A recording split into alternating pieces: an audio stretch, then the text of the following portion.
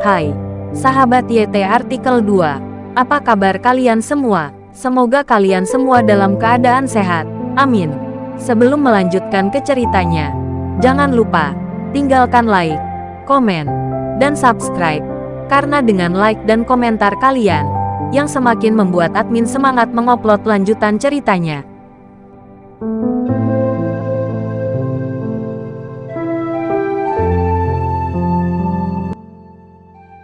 Episode 231.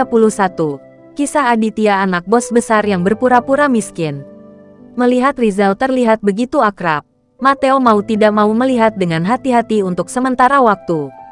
Rizal terkejut oleh orang ini, dan berpikir, bagaimana mungkin orang menilai orang seperti itu? Saya bukan perempuan, mengapa menatapku seperti itu?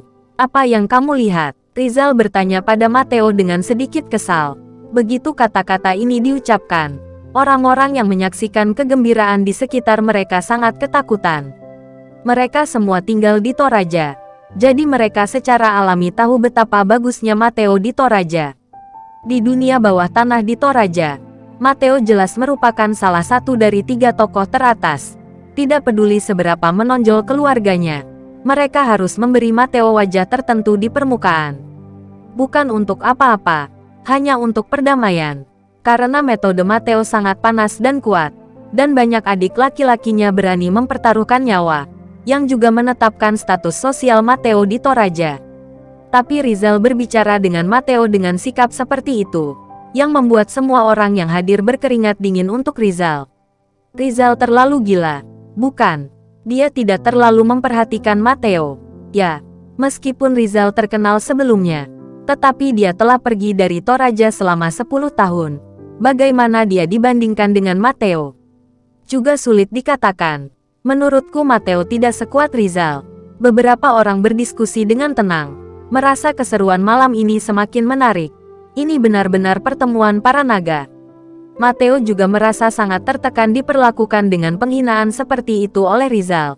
Tapi dia masih orang kota, jadi dia tidak langsung marah. Sebelum dia mengetahui identitas pihak lain, Matteo tidak ingin menyinggung orang lain secara sembarangan. Dia masih harus nongkrong di Toraja, dan jika dia tidak tahan, dia akan membuat kekacauan besar. Dengan pemikiran seperti itu, Matteo tersenyum pada Rizal, mengepalkan tinjunya dan berkata, "Saudaraku, aku terlihat akrab denganmu." Rizal tidak memiliki banyak kesan tentang Matteo. Matteo masih bajingan tingkat rendah. Tentu saja Rizal tidak mengenal Matteo. Benarkah? Jadi bagaimana jika kamu terlihat familiar? Kamu datang ke sini dengan begitu banyak orang karena kamu ingin pamer ke Mulyadi. Rizal mendengus dingin dan bertanya pada Matteo. Matteo merasa wajahnya sangat malu. Di Toraja, seseorang berani berbicara dengannya seperti ini. Bahkan tetua Mulyadi dan Sergio tidak berani bersikap seperti ini di depan Matteo. Hehe, saudaraku. Kamu benar. Kudengar Tuan Mulyadi dipukuli. Jadi aku datang dan melihatnya. Matteo mencibir. Dan dia tidak sopan kepada Rizal seperti sebelumnya. Tentu saja, Rizal tidak mau mendengarkan kata-kata baik Matteo. Dan dalam kapasitasnya, dia sama sekali tidak membutuhkan sanjungan seperti itu. Aku yang memukul Mulyadi. Apa yang kamu inginkan? Aditya berdiri di sana tanpa ekspresi di wajahnya, dan hanya bertanya dengan acuh tak acuh. Baru pada saat itulah Matteo memperhatikan Aditya, dan dia tidak bisa menahan keterkejutannya. Melihat pakaian Aditya, sangat biasa, seperti orang biasa. Tapi ini adalah tahun yang demikian anak muda berani memukuli Mulyadi. Apakah dia pikir? Apakah sudah bosan hidup? Matteo benar-benar bingung. Dia menemukan bahwa malam ini terlalu jahat, jadi dia harus berhati-hati. Maaf, kamu siapa? Matteo menatap Aditya dan bertanya dengan dingin. Kamu tidak pantas untuk tahu. Aditya tidak menunjukkan wajah apapun kepada Matteo. Matteo sangat marah hingga wajahnya berubah menjadi merah. Dia melihat bahwa meskipun hanya ada 2 orang di sisi lain, mereka lebih sombong daripada mereka, dan dia tidak tahu harus mengandalkan apa. Siapa mereka? Matteo menggaruk kepalanya dan bertanya pada Mulyadi di sampingnya. Mulyadi sedang sekarat karena kecemasan. Dia mengira Matteo akan dapat membunuh Aditya dengan tergesa-gesa. Tapi tidak menyangka Mateo begitu acuh tak acuh, mengajukan 3 pertanyaan. Kamu tidak peduli siapa mereka? Lakukan saja, kata Mulyadi dengan cemas. Mateo menatapnya, berpikir bahwa Mulyadi ini benar-benar tidak melukai punggungnya ketika dia berdiri dan berbicara. Ibu kota penuh dengan karakter yang luar biasa di mana-mana. Bagaimana dia bisa begitu bodoh? Bisakah sesuatu terjadi? Tidak. Aku harus mencari tahu siapa mereka. Mateo berkata dengan tegas kepada Mulyadi. Dia tidak ingin bertarung dalam pertempuran yang tidak pasti. Belum lagi ada orang di sisi lain yang terlalu akrab. Di kesannya, orang ini jelas bukan orang normal. Rizal, yang berusia 30-an, dan yang muda di sampingnya adalah putra dari keluarga Edward, Aditya. Pada saat ini, seorang pria berusia awal 20-an berbisik kepada Mateo. Mateo tersentak, merasakan sedikit ketakutan di hatinya. Dia juga diam-diam bersukacita karena dia tidak bertindak sembrono sekarang. Setelah lama mengalami masalah, orang yang memukul Mulyadi adalah putra Edward. Apalagi, orang yang bersama Tuan Aditya sebenarnya adalah Rizal, yang mendominasi di Toraja 10 tahun yang lalu. Orang ini tidak bisa tersinggung. Saya mendengar bahwa putra dari keluarga Edward menghilang 10 tahun yang lalu. Mengapa dia tiba-tiba kembali? Mateo memikirkan hal ini secara diam-diam, dan keringat dingin muncul di dahinya. Ketika Mulyadi melihat seseorang telah memperkenalkan Mateo, hatinya tenggelam. Sekarang Mateo mengetahui identitas Aditya dan Rizal. Bagaimana mungkin dia berani melakukan sesuatu lagi? Kaulah yang berbicara banyak omong kosong. Mulyadi menamparkan pemuda yang baru saja berbicara, dan memelototi pria itu. Pria muda itu hanya ingin menyenangkan Mateo, tetapi dia tidak menyangka akan menyinggung Mulyadi. Jadi dia menciutkan lehernya karena ketakutan. Jadi Tuan Aditya, dan Saudara Rizal. Mateo tergagap sedikit saat berbicara, dan dengan senyum di wajahnya, dia mengangguk dan membungkuk pada Aditya dan Rizal. Gaya ini berubah sedikit terlalu cepat. Mateo datang dengan selusin orang dengan cara yang sangat agresif. Tetapi ketika dia mendengar nama Aditya, dia langsung terdiam, yang cukup mengejutkan. Ini juga diharapkan oleh Aditya. Lagi pula, di Toraja, benar-benar tidak ada orang yang berani melawan Edward. Artinya, Mulyadi, seorang pemuda yang tercengang, berani menghadapi Aditya secara langsung. Sergio meskipun cukup buruk, tetapi dia tidak berani secara terbuka menentang Aditya. Dia jauh lebih pintar daripada Mulyadi. Apakah kamu masih ingin membela Mulyadi sekarang? Aditya memandang Mateo dan bertanya padanya. Bagaimana mungkin Mateo berani membantu Mulyadi untuk menyinggung Aditya? Aditya dan Mulyadi, itu tidak sepadan.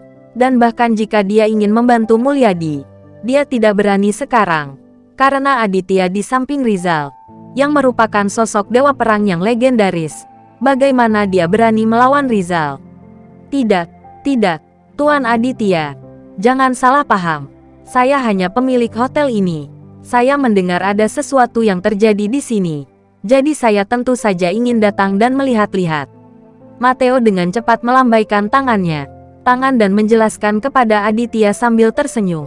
Oh, jadi kamu masih pemilik hotel ini. Karena itu masalahnya. Kenapa kamu tidak mengurus seseorang yang membuat masalah di hotelmu?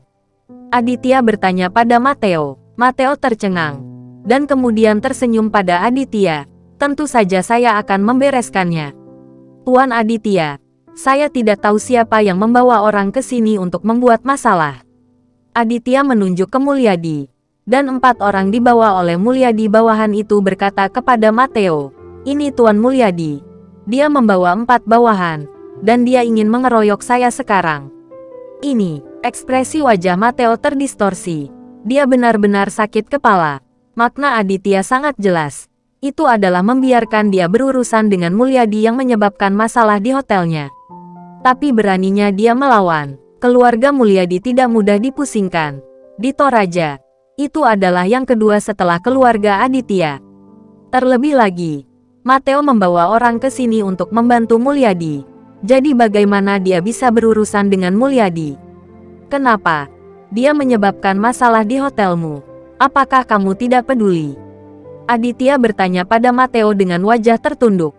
Wajah Mateo menjadi pucat, dan dia menyeka keringat dinginnya dan berkata kepada Aditya, "Tuan Aditya, Tuan Mulyadi membawa orang untuk memukuli Anda. Tentu saja itu salahnya, tapi Anda sudah memukulnya. Jadi mari kita lupakan saja. Ayo pergi." Aditya mendengus setelah mendengar ini, tetapi tidak mengungkapkan pendapatnya. Mateo sangat ketakutan sehingga dia tidak berani mengatakan apapun, dan dia sangat gugup. Tapi Mulyadi sangat marah sehingga dia mencoba membersihkan Aditya tetapi gagal, dan sekarang Aditya memukulinya. "Mateo, ada apa denganmu? Kamu membawa seseorang untuk memukul Aditya, tetapi di sana adalah alasannya. Jika Anda tidak memberi saya keadilan malam ini, saya harus menyelesaikannya sendiri. Jika sesuatu yang serius terjadi di hotel Anda nanti, jangan salahkan saya." Mulyadi berteriak pada Mateo dengan marah. Ketika Mateo mendengar kata-kata yang mengancam ini, wajahnya juga tenggelam. Pria di jalan itu masih dekat dengannya. Bagaimana mungkin dia tidak marah? Emosi Mateo juga sangat kejam. Melihat Mulyadi mengancamnya seperti ini, dia tidak bisa menahan amarahnya. "Tuan Mulyadi, apakah Anda mengancam saya?